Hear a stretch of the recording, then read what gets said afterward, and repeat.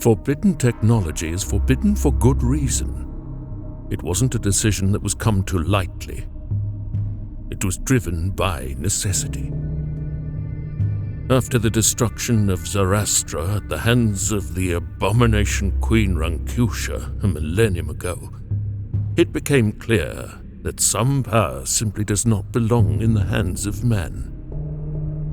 The desire for it corrupts us. Better to lock it away and keep it from those who would be tempted by it. Progress is an illusion. What's touted as progress, time and time again, has ended in utter catastrophe. The cycle is as such: an abuse of power, of abominable technology, results in unresolvable conflict, war, destruction, inequity. Greedy industrialists once inflicted gaping wounds on our very planet. For that, our world is a remnant of its former self. Man's reach for potential has always been an overreach. But progress is not defined by the buttons we press.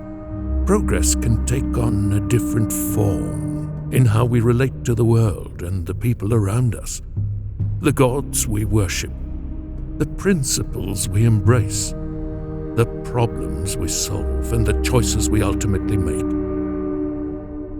The absence of power is the absence of violence. The absence of violence means we are free to learn and grow from the experience of simply existing.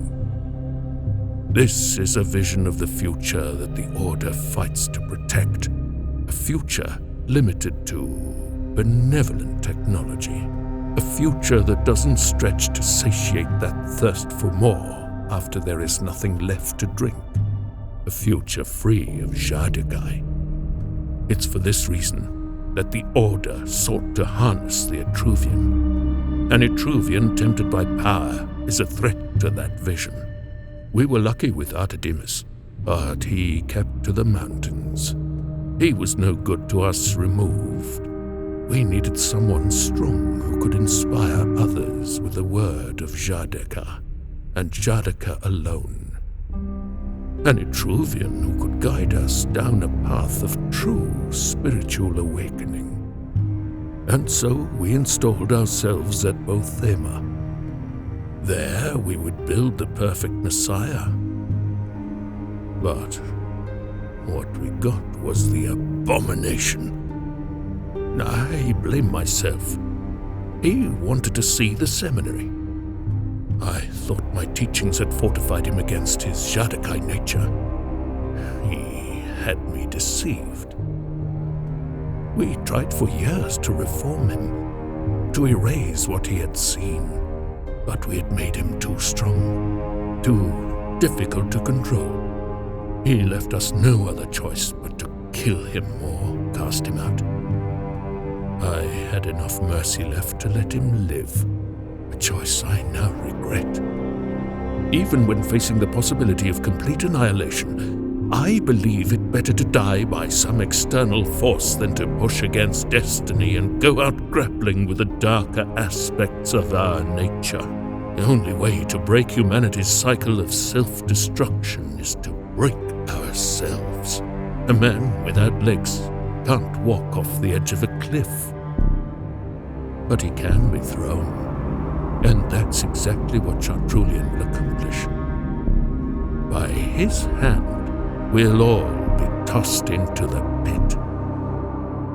I bear the burden of knowing this, so that others don't have to.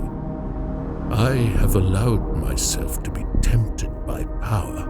I have invited this corruption into my soul with open arms so that it cannot touch others. In the end, I alone will have to account for the gravity of these actions, so that the sanctity of others can be spared. The people must break, and they must revolt. It's the only way to put an end to the horrors that come next. I will do whatever it takes to save us from ourselves, even if it destroys me.